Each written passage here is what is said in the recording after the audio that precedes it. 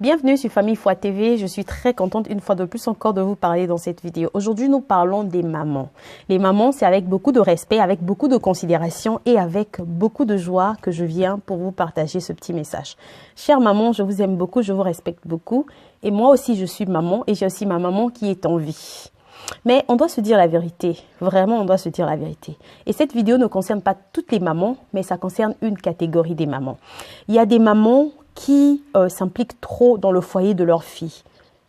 La fille, elle est mariée, la fille, elle est au foyer, elle habite avec un homme, elle est sous le tutelle de son mari, mais maman veut gérer ce foyer-là comme si la fille habitait encore avec elle.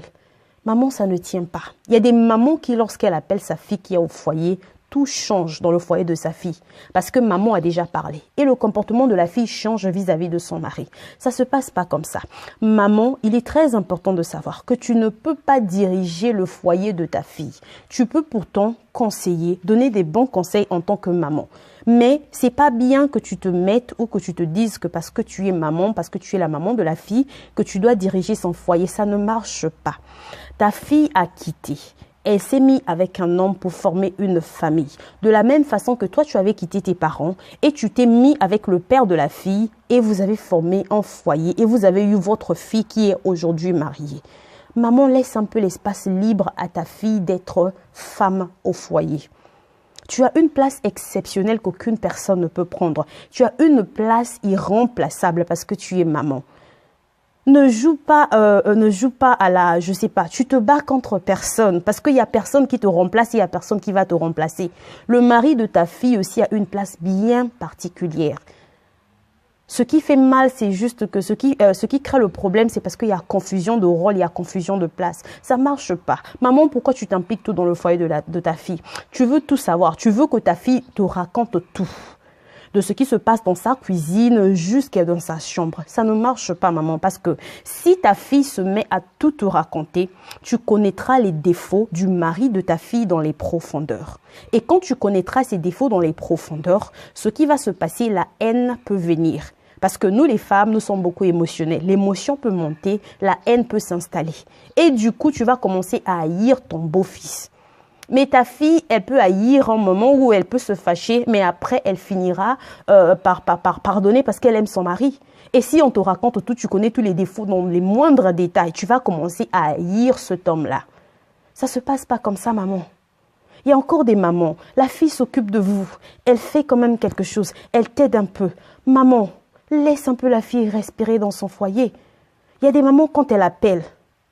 Josiane, faut toujours rappeler à ton mari, hein. Tu sais qu'ici, on n'a pas encore acheté la parcelle, hein. Faut toujours rappeler à ton mari. Maman, vous ne faites pas bien. Votre fille peut vous aider.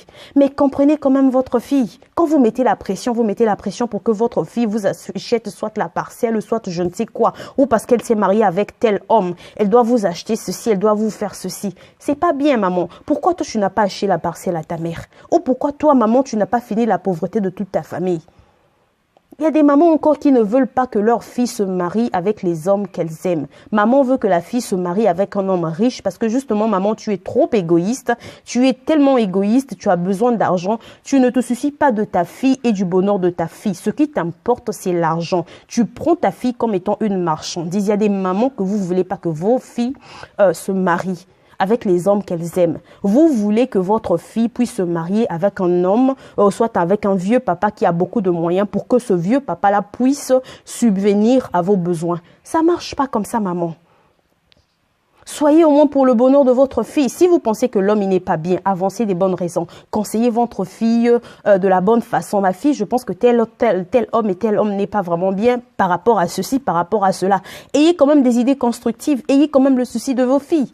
Il y a certaines mamans, vous ne pensez pas, vous n'agissez pas parce que vous avez le souci de votre fille, parce que vous êtes assoiffé d'argent ou vous vous occupez, vous vous êtes plus focalisé sur vos propres besoins parce que vous voulez que votre fille vous emmène ce que vous voulez, votre fille vous fasse des cadeaux, vous donne beaucoup de choses.